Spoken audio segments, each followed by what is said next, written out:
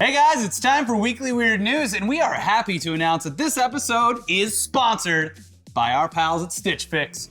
And then we're going to tell you all about this a little later on, but let's get into the news first. Yeah, so over the weekend in Camden, New Jersey, a music festival was held which most would agree was crafted to appeal to a certain specific niche subset of music listeners. The lineup for Rock Allegiance 2018, presented by Monster Energy. I love it already. It pretty much speaks for itself. The headliners were Limp Bizkit and Papa Roach. Fantastic. And among the various other acts performing that day, the only two with names that we recognize are Guar and the Insane Clown Posse. Now, we're not saying Bullet for My Valentine, Devour the Day, or Skillet aren't good. I like the Devour the Day is a very positive message. I bet their music sounds great. Don't Just get up and devour that day. You know what? I'm gonna make today my bitch, and then I'm gonna eat that bitch. These could be great bands. We just don't know anything about them. Yeah, I've heard of them, except for Devour the Day, but yeah, just going off of what we know here, at first glance, this is a very polarizing music festival. Probably a dream come true for some people out there, but for many others, it's the sort of show that you might fantasize about just locking all the doors and burning the building down. So Limp Bizkit and Insane Clown Posse in particular are two groups who the general public absolutely despises.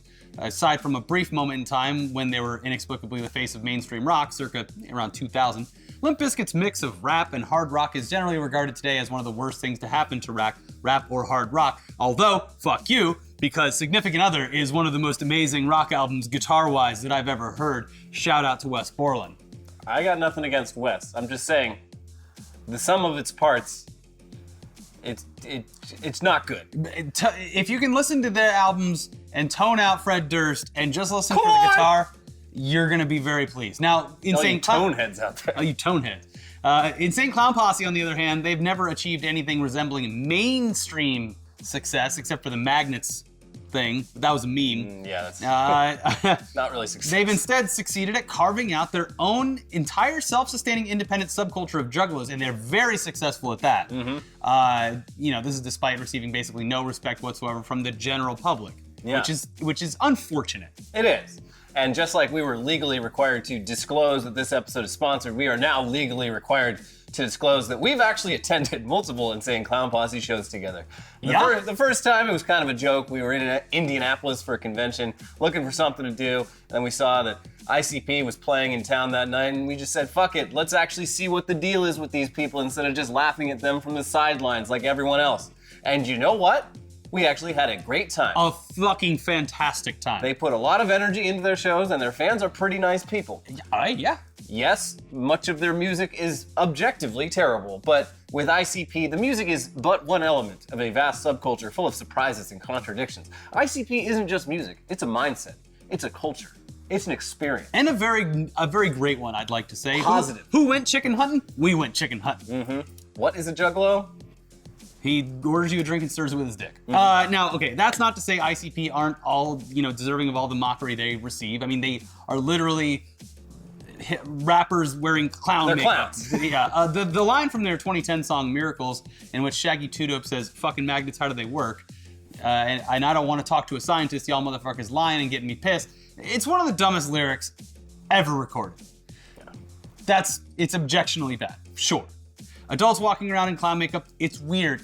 But I accept it completely. Like the furry community. Sure. A little bit weird, not for me, but you know what? Turns out a lot of them are very nice people and do a lot of positive things for the community. Just dry clean that shit. Now, drenching your audience in hundreds of bottles of Diet Faygo, it's kind of gross, but at least they use diet so it doesn't get sticky. Yeah, no, you're not gonna get answered to that. Plus, they're stimulating the economy in Michigan. But also, though, ICP's fan base, it's one of the most accepting music subcultures in existence. They know they're weird and gross sometimes, but they don't care. And if you want to come and be weird and gross with them, they will accept you with open arms. That's been our experience, and it's been the experience of pretty much every journalist who's ever gone to the annual gathering of the Juggalos Festival. Yeah. Always a positive, pretty much. They did that march on DC, the Million Juggalo March, and they came out of that. The real clowns are in here! They came out of that looking pretty great. Listen. So, yeah. There's Anyways, something for everybody out there. Anyways, the last time we talked about the Insane Clown Posse, it was because Violent J was coming out hard in defense of his daughter, a furry, who had been ripped off by a shady fursuit company who had sold her a shitty, low-quality fursuit that did not match the photos on the fursuit website. Snakes! He and his fursuit-clad daughter, named Ruby Bruce Lee, they shot and uploaded a video to the official Psychopathic Records YouTube page in which they called out the company, the fursuit company, as snakes. Snakes! In a segment called Snake Busters. And whatever your opinion might be about furries or ICP, it was actually pretty adorable seeing Violent J be so supportive of his daughter. They've since come out with a second episode of Snake Busters in which Ruby and Violent J call out cosmetic companies that test their products on animals. And it's pretty clear that this show is really just Ruby's personal project, and her dad is just being a great, supportive dad, helping her follow her YouTuber dreams. He doesn't even refer to himself as Violent J in the videos. Just dad. Yeah. Dad J. Here's Violent Ruby Dad. Bruce, and I'm dad. I'm Violent Dad. Mr. J.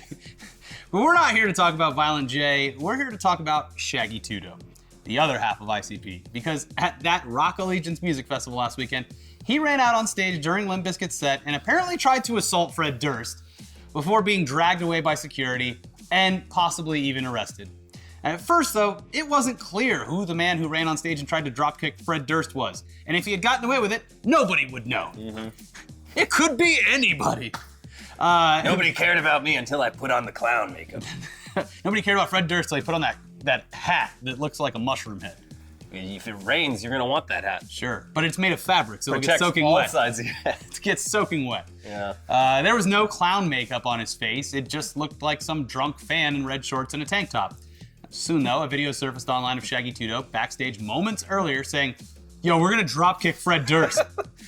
Case closed. So we know the identity of the attacker, but the question remains, why?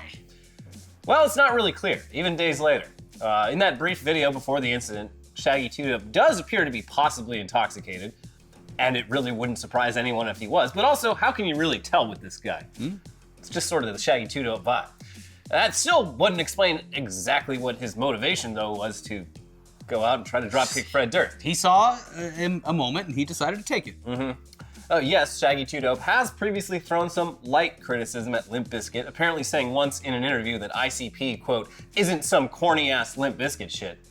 But ICP also previously collaborated with Fred Durst on a 2012 cover of AMG's classic 1991 hip-hop track, Bitch Better Have My Money, in which Durst rapped for an entire verse. So there's no real indication of why there would be any beef between these two, and trust us, we dug deep into the message boards on fagolovers.net, the premier ICP fan site, for some insight beyond the mainstream reporting of this, which has just been like, lol, the ICP guy tried to kick the Limp Bizkit guy. And even the Juggalos on Fago Lovers, they're not sure what's really behind this. There was one post we found on an old thread from back in May when Rock Allegiance was first announced, in which fagolovers.net user Drunkalo wrote, "Would be a badass concert. I'm all about Limp Bizkit. Heard there was some beef with the clowns though.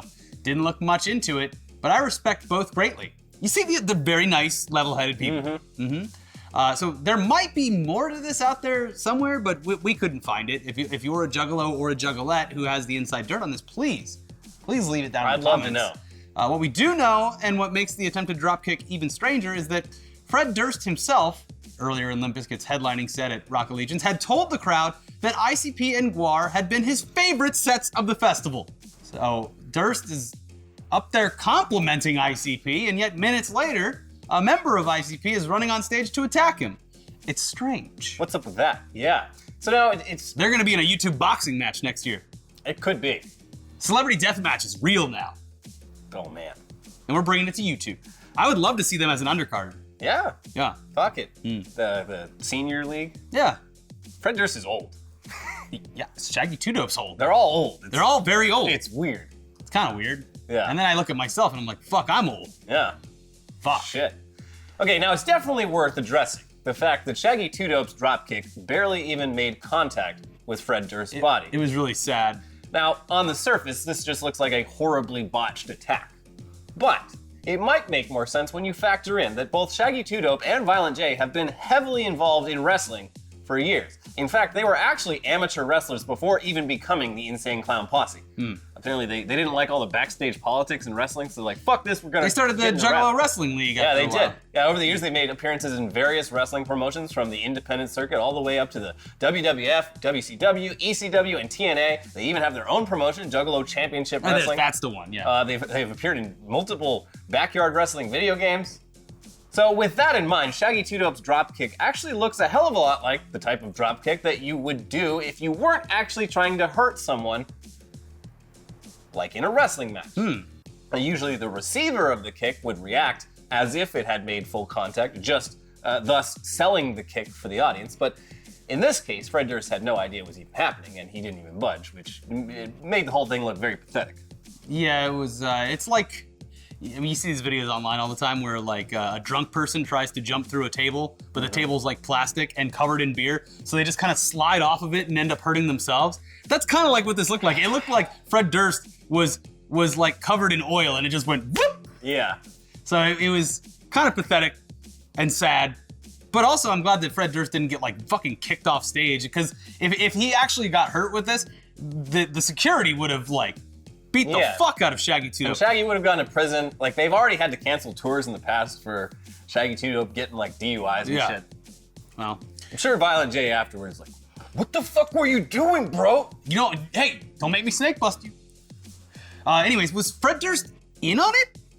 Well, if he was, you would expect him to have sold the kick instead of reacting in confusion as if he had no idea what was going on. And while Durst hasn't commented publicly on the incident at all, his bandmate DJ Lethal spent the next day walking around Camden, live streaming on Instagram, talking shit on Shaggy 2 Dope, calling him a clout chaser, and saying he was backstage crying while being detained by security. I love the idea of like, oh, ICP, they're going after Limp Bizkit's clout. Yeah. Like, oh, wow. So much clout. Those weren't real tears. I painted those tears on. Yeah. I'm a sad clown. DJ Lethal also made a few more Instagram posts which have since been deleted, in which he left multiple comments indicating that he was genuinely pissed about what happened. Yeah. So I don't know. He's like, I wonder if he's always the guy. Like, Fred Durst, he's got, I mean, he's a filmmaker. He's got other shit DJ going Lethal on. speaks for the band. But yeah, like anytime like someone insults Limp Bizkit, Fred Durst is like, whatever, I got other shit going on. That's like, DJ Lethal's like, what the fuck did you say? I mean, at least recently, as of a couple of years ago, Wes was doing a show on like the DIY network where he was flipping houses in Michigan, though. Yeah. So maybe they're pissed about like him coming in and flipping houses and like jumping up the price, the housing market. So why wouldn't they have kicked Wes? That would be the. By the way, that would be the funniest fucking reason for this is if they like attacked Limp Bizkit because inadvertently Limp Bizkit had driven up the price of housing in Michigan. That's as good a theory as anything at this point. I mean, I don't know. Yeah. Huh. Well, again, Juggalos, let us know. Yeah. I mean, we tried to look into this, but we're really still observing from such a distance. It's a hard community to really break into. There's a lot of lingo. You can never tell if people are serious. The sense of humor is extremely dark. So I don't know. Yeah, maybe it was. Maybe this goes deep. Here, I'll say it though. If they're touring near you, you should go to the shows. Yeah, their shows usually cost like $15. And it's the theatrics. They're always all-age shows too. I think. Very, very nice theatrics. Yeah, dude. When we saw them, their opening song, they both came out in life-size action figure like packages. Broke out of it and fucking I was impressed. Like they put a lot more effort into their stagecraft than most bands who are making like 10 times it's like as much War. money. Yeah, they're spending so much on every show. Yeah. So anyway, DJ Lethal, he has since then apparently calmed down. DJ Calm. Apparently that was all thanks to the intervention of WWE Hall of Famer The Iron Sheik, whose Twitter account tweeted out, "The Shaggy 2 Dope, you are a good man, but your dropkick is fucking drizzling shit. Even worse than the Brian Blair. Also, at DJ Lethal is my brother. I don't like to see my brothers fight, Bubba." DJ Lethal then screenshotted that tweet and posted it to Instagram with the caption, "Ha ha ha. Thank you, Mr. #Iron Sheik, for making a funny situation even funnier. #truth. We don't need any more violence in these times. There are bigger issues in the world. Peace and love, fingers, hearts. #peace, #WWE, #WWF, #wrestling, #make love, not war." He's all over that Instagram SEO. Who would expect the world's most famous Iranian wrestler to be brokering the greatest peace talks of our time? At like 90 years old. He's not that old, but he is confined to a wheelchair. He's been hit in the head a lot. I think he's only like 65. We interviewed him, and he's not all there. Yeah, he's also not writing his tweets, or maybe he's shouting them at his assistant. But anyways, we still don't know why the fuck any of this stupid shit happened. It's entirely possible that Shaggy 2-Dope was just wasted backstage and decided to do something he thought would be funny that totally backfired in front of thousands of people. Or this could have been an attempt at viral marketing. I don't know. See, ICP have a new record coming out in just a few weeks titled Fearless Fred Fury, which is their 15th studio album and also their 4th Joker card in the 2nd deck of the Dark Carnival saga.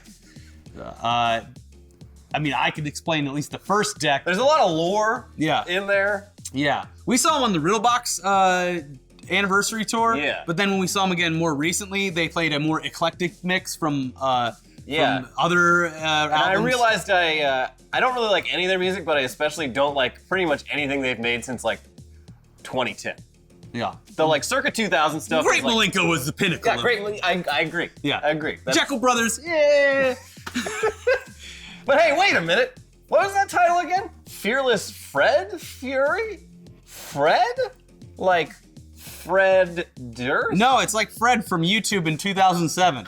John Cena's my dad.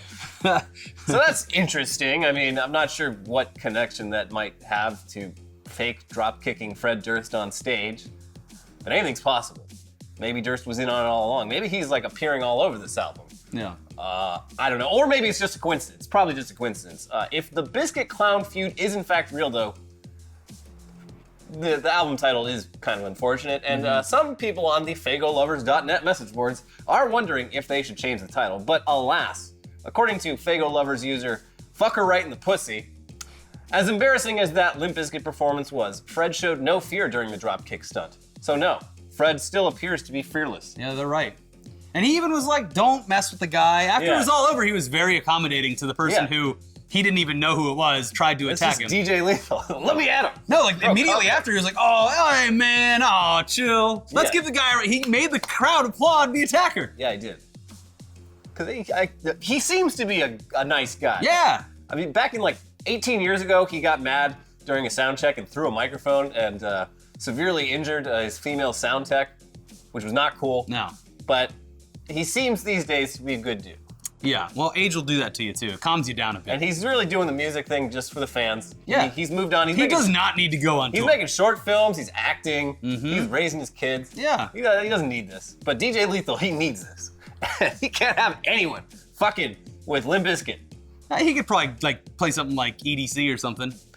But he's not like that kind of DJ. Doesn't matter, people will show up. He's the sort of DJ that every band circa 2000 was adding to their lineup, who like, just like, hey, we need a guy who like, at a couple times during the song can go like, whoa, whoa, whoa, whoa.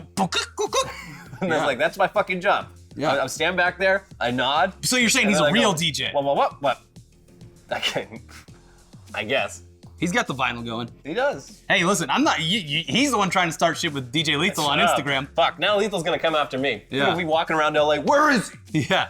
Have you seen Elliot around here? Viral marketing for the channel. And I don't have the Iron Sheik to back you up. Back me up here. No, we can make a few phone calls. We still have the contact. Yeah. I do have Tommy Pistol, the porn star, who apparently follows us. He followed me too and because of watches our the show. the Vencom thing. He was like, hey, nice shout out. Yeah, so maybe he can back me up when DJ Lethal comes for me. I haven't talked to Wes in a couple of years, but we're still You should friends. check in with him. I'm not gonna ask him about this. Hey, is there more to the story? there more to the story? Are the other juggalos getting mad about you gentrifying their neighborhoods? He put on some clown makeup too in his day, so. He wears quite a bit of makeup. Yeah. He's very theatrical. Yes. I don't even know what he looks like. He looks normal. I've never seen what he like. He looks like a normal person. What does that mean? Like a normal person. I don't know how to explain it. Yeah, okay, whatever. Yeah. Anyways, before we move into the headlines part of this show, it's time for a word from this week's sponsor, and that is, once again, Stitch Fix. Are you looking to really start dressing, but don't know where to start finding the right clothes for you? Well, Stitch Fix is basically an online personal styling service that finds and delivers clothes, shoes, and accessories to fit your body, budget, and lifestyle. Let's say you're over in Michigan, you enjoy some clown-based hip-hop. Yeah. You prefer cargo shorts, gym shorts, tank tops. Yeah. Maybe some fun hats. You go to this website, you tell them that's what you're into. You press a bunch of images and it says like yes or no, yes or no, yes or no. It's kind of fun. Analyzes it and then sends you a box of clothing that you can choose to keep or send back. So yeah.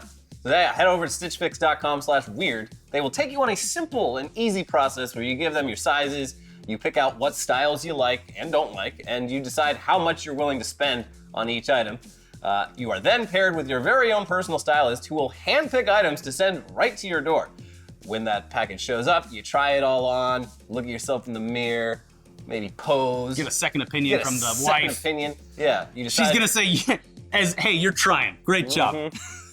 Looks better than that garbage you usually wear. Yeah.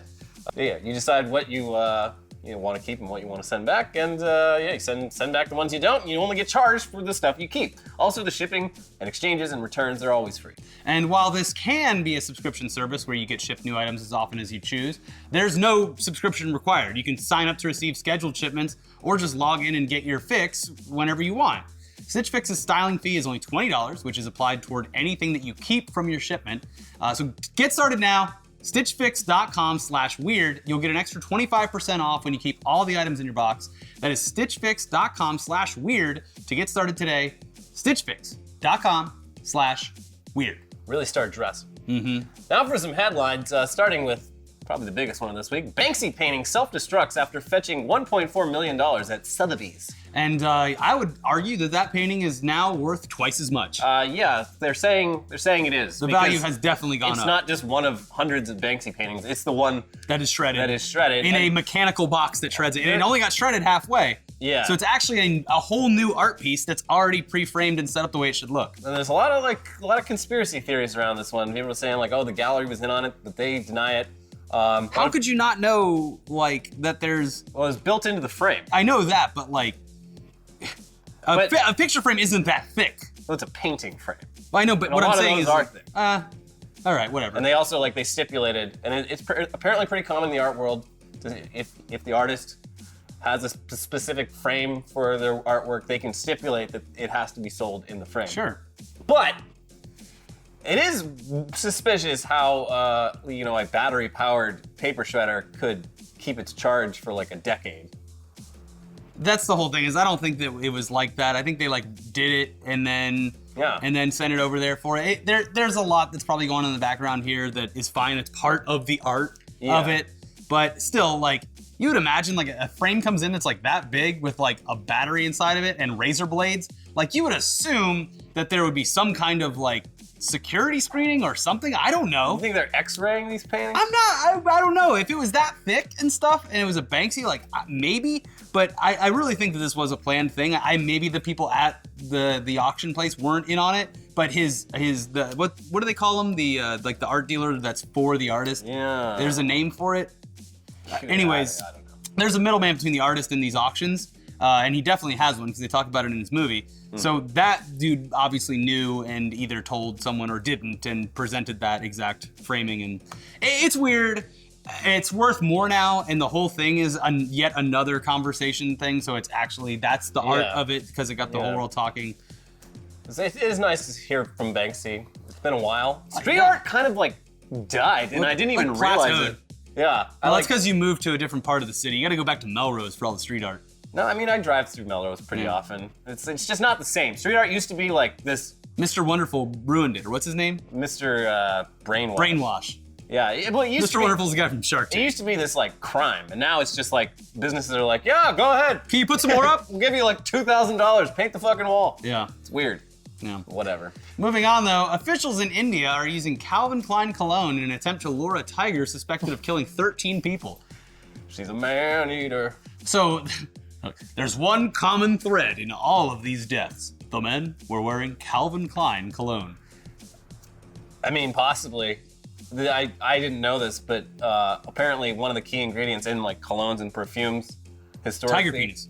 No, it's like the urine or the glands of some other animal, and tigers, they'll smell it and they'll come over and they'll just rub their body all over it and be like, "That's my smell now." Yeah. But Calvin Klein Obsession apparently is loaded with it. Well, there you go. That's the reason they name it Obsession. They've been using it for years in wildlife refuges and zoos. They'll just spray a little bit near where the cameras are, so that people watching the live feed can see more of the tigers and shit. And Yeah, now, it's like one of those little air fresheners for your house that sits and like every 30 minutes it goes. Psst. yeah, Yeah, probably. you just put those all over the jungle. They're gonna be out there on their elephants just pouring this shit everywhere. Yeah, leaving a trail When behind. the tiger comes, they're gonna fucking kill it. It's crazy that a tiger's out there on the loose killing at least 13 people. Yeah, it's fucking wild. If I was didn't know that there still now, happened. I would be like, no cologne for me, thanks. Yeah. I'm just gonna rub my own fucking sweat all over. Take a dip in the Ganges. Yeah, get that dead body sewage all over me. Give me the juice. Richard Branson gives Elon Musk some advice. Learn to delegate and get some sleep. Huh. That seems like pretty basic advice. It really does. Seems Elon. like it's almost the advice that we've given multiple times on this show. Elon, what are you doing? Go for a nice windsurf with a supermodel on your back. Yeah, just go out on a jet ski with some topless supermodels. Go on, rent a boat. I work 1 hour a week. It's great. Take a vacation. And it's like, it's basically take a vacation. Yeah, no, that's just what he was at this talk and he's like, I've actually talked to Elon about this. I don't know if he listened to what I said. You but didn't. But I was just like, dude, like, it's great to be a billionaire once you, figure out people who understand what you want and you can just tell them to do something and then you can relax and like be with your family and enjoy your life. Yeah. And it's like, Richard Branson has his own space company too. Yeah. You're not losing any sleep over it. Hey, just let it go. It's fine. I think it's great advice. It's very simple advice, but he's not going to follow it. No. Not at all. So, Liam Neeson says horse in new film knew him from another movie. Hey. Yeah. His It wasn't just an animal reacting to like a loving human. He's like, oh yeah, it saw me and it like made some whinnying sounds and it scraped at the ground with its hoof and people are like, yeah, that's what horses do. Like, I believe it though. recognized me. I believe it. Animals are like that. And I feel like if he like had some kind of like real special relationship with this horse, like they were like best friends on this other movie. So this was the horse in Buster Scruggs. Oh, really? Apparently it was the horse he rode in like Million Ways to Die in the West. Yeah, so if he had like a special relationship with his horse, like he's an animal lover, the horse is like getting pampered. It's like the cologne. Maybe he has a smell, and the horse could smell it. Obviously, Smell of success. The thing, like, if this is not that strange. Well, it is very funny people that were it making was fun like, of it on Twitter, and Russell Crowe jumped in on it. He's like, actually, Liam is telling the truth. Yeah, because one time I punched a horse and it ran away from me the next time it saw me in a movie. He said like the horse he rode in like Gladiator. He ended up riding that same horse in Robin Hood like 10 years later. He's like, yep, the horse recognized me. I don't think that this is too far out there. I just think that it's obviously a hilarious headline. Yeah, the horse knew me. Yeah. We go way back. We're catching up. Yeah. Gotta make up for lost time over here. Yeah. Yeah, apparently, Jimmy Stewart and John Wayne and a bunch of old movie stars, like they'd find a horse that they liked Oh, yeah, on a of movie course. set, and then they'd just be like, I want it in my contract that anytime I have to ride a horse, it's that horse. Of course. Yeah. A horse is a horse, of course. Pick the one you want. Yeah. I think it's fine, and I believe him. I do too, because like I don't like riding horses. It hurts my balls. And if It certainly does. If I found a horse that had a certain gait to how it walked that wasn't extremely painful to my balls and taint, I would insist on riding only that horse. Well, you break them in, you know? You gotta break in your I'm balls. breaking myself in. Yeah. Well, good for him. And the horse. I'm sure the horse was very happy to see him. Oh, is that Liam Neeson? Feed me a carrot! They got big teeth. Yeah, you do. And big old dicks. Horse dicks. Yeah. Stripper paid by student to perform at Texas middle school. And the stripper was fine with it? No, she showed up at the address. Kid fuck this. Paid for it with his credit card on the internet. And she Wait, showed up. this middle school student has a credit card on the internet? He used his parents' credit card. Oh, okay. So his parents paid for This it. is like one of that horny fucking like the kid who like has the erection before the rest of the class. Oh, and he's yeah. like, do you guys know about this shit? No, mustachioed Mike, we don't. You guys ever tried just like rubbing your dick for a long period of time? Shut up, bearded Brian. None of us are feeling this. Yeah, so the stripper, like, she just got an address to like show up and was like, oh, this is middle school. And then she went to the principal's office. She's like, hey, Why did she even go this is in? weird. I don't know. She's Like, I was paid. I am a very ethical she's a stripper. fucking narc. No, she's an ethical stripper. She got paid, so she at least wanted to make someone know. Like, she had to like let the kid who I'm assuming she thought was an Is this of-age for the person. principal? Yeah, and then it was probably like, hey, someone here paid me. If they get in trouble, at least they know that I came. Yeah. I did my part. Yeah, no refunds. I showed up. So, well, did the principal have fun? It's like no. Nick takes over your school, but strippers. I mean, I'm sure he had fun, like, suspending this kid. He's in trouble. Oh, yeah? Yeah. Big no-no? Big no-no. His dad's probably like, That's my boy. Real lady killer. Yeah, this is my The son. mom's like, stop it! Stop it! This is my son. This is He didn't my graduate son. middle school. He got kicked out for hiring strippers. He's too afraid to go on dates, so he just goes to the strip club. Hashtag him too, I vote. Moving on. Edmonton police apologize for describing girl as mulatto in Amber Alert. That's like, It's like one of those words that's so old that if you can like slip by being racist by saying it because no one knows what the fuck you're talking about. Yeah, like I imagine like most people under like 20 probably don't even know what under that 20, means. under like 30 or something probably. It's a pretty racist word. It literally means mule in Spanish. It was like a slave trade word for like, you want this one. It's a mulatto. It's half white, half black, so it has the best of both worlds. Oh, okay. Slap slave. Yeah. You're gonna want to get a lot of work out of this one. So Yeah. like, yeah, it's pretty fucking racist. And yeah, I don't know. They could have, I don't know, Said anything. Light-skinned, black, mixed race, literally any other way to describe it in a fucking Amber Alert Yeah. than mulatto. The But problem. the girls, they found her. Good. Somehow. It was very descriptive. I wouldn't have known what to look for without the word mulatto. So the racism actually saved lives this time. Oh, this is not good. Because No. now everyone watching this knows the word and they're going to be trying to slip it by. Yeah, don't use You it. don't use the It's word. like, It's like, like old school racism is amusing in its own way, mostly because it doesn't get used anymore. yeah, and it's we like have some distance pathetically from it. bad and yeah. Yeah, but you don't want to reintroduce that shit. It's Yeah. not good. Mm-hmm. Even in Canada. Yeah, Don't yeah, do it. don't do it. Minneapolis man arrested at Trump rally for repeatedly yelling, "Dad." Was he looking for his dad? No, he was heckling Trump. Dad? I guess he was just standing up being like, "Dad," or "Dad." Daddy? I don't know what he was going for here, but he's this guy has like been kicked out of like multiple. Maybe he was Trump saying rallies. bad. I was saying boo words. Well, he's going to jail now, Oh, which is for yelling? yeah, I don't know. Well, I guess they tried to kick him out and he resisted the security, so now he's being charged with assault. Well, of course. He was just- But anything's resisting. yeah, stop resisting. Gecko butt dials bazillion times from Hawaii Seal Hospital. You know, like The one from the Geico commercials? well, like Hawaii, it's full of those fucking little geckos that are just Yeah. they're all over the inside of the house. A nuisance. One time I was there, I was taking a shower, and they're like, I'm like halfway through the shower, and I'm like, oh, there's fucking like 5 geckos in here. Well, just gonna ignore 'em. just gonna keep going. So one of those geckos at a hospital, apparently specifically for seals, got in there, walked over to the telephone, and was just mashing the numbers, calling up every number in the phone book, probably laughing, probably being like, "Hey, Jerky. Hey, jerky. Hey, Jerky, what's your auto insurance? State Farm? Yeah. Bullshit. You want to get Geico? Who is this?" It's a gecko. Sorry, I'll let you go. Anyways, your seal. We're having fun here. Your seal died.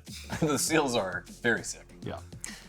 Feral cats appear to be pathetic at controlling New York City's rats. Well, why would they have to what are they gonna work at killing a rat and eating it for when there's like pizza and other trash all over the ground that they can just eat? Yeah. Well, also, like, domesticated cats, they love mice. Yeah. They love, like, little things like that. Rats are fucking huge. But these are feral cats. Right, but even then, like, they're only, like, maybe twice And the the weight. rats are probably like Rats are massive. yeah. So thick.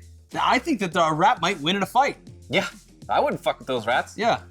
So yeah, the cats, they actually studied this, and they like got all this footage of cats just like hanging out near trash in New York City and like seeing a rat and just being like, they watch it, they're like intrigued by it, but most of the time they're just like, not Yeah, worth because it. they're sizing it up and they're like, nah. Not worth it. Yeah, every animal has this instinct that's like, can I kill this and eat it? Yeah. And they probably look at the rats and they're like, I cannot No. do this. Yeah.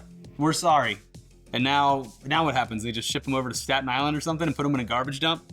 Cats or the rats? Both. I don't know. They just sort of let them be. New York's kind of a hellhole. It's not a hellhole. It's a wonderful, magical place that is.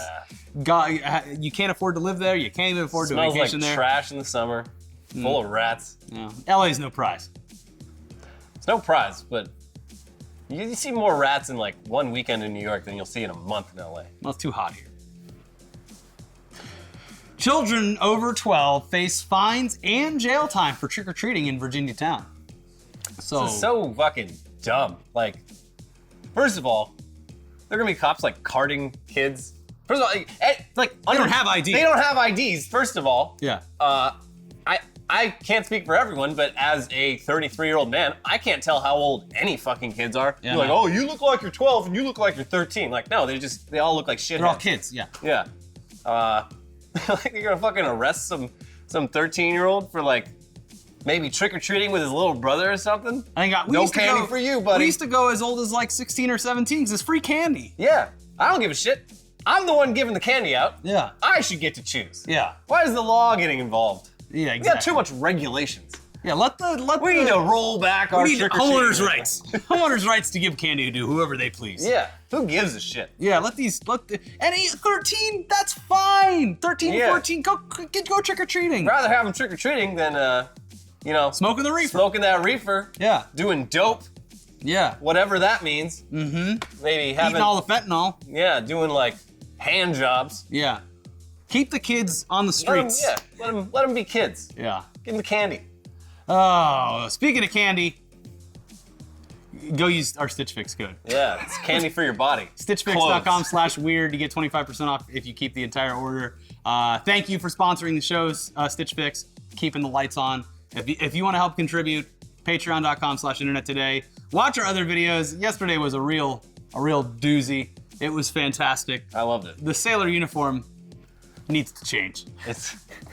And sorry that we called Wario Waluigi. I wrote that, Elliot read it. My fault. I'm not sorry. Yeah, anyways, like I said in the comment on the video, the CEO of Nintendo has invited us down to go make sure that all Wario and Luigi's are correctly identified at the factory. By CEO of Nintendo, I mean my uncle. And we're allowed to bring an investigative journalist along with us to independently verify that it is Wario or Luigi. We want to make this right, guys, and also we're gonna take the week off to go deal with that. And also we're never after this gonna say their names ever again until we go down and do our own research on it. Mm-hmm. And once we do, then we'll start talking about Waluigi and Wario again. But the real thing is it's just a big conspiracy to wipe Waluigi off the face of the earth because he was not invited to Smash, and I think that Nintendo does not want him around. For whatever, I don't know what he did behind the scenes, but probably drop kicked Mario. Could be true. I've seen stranger things in real life. Bye.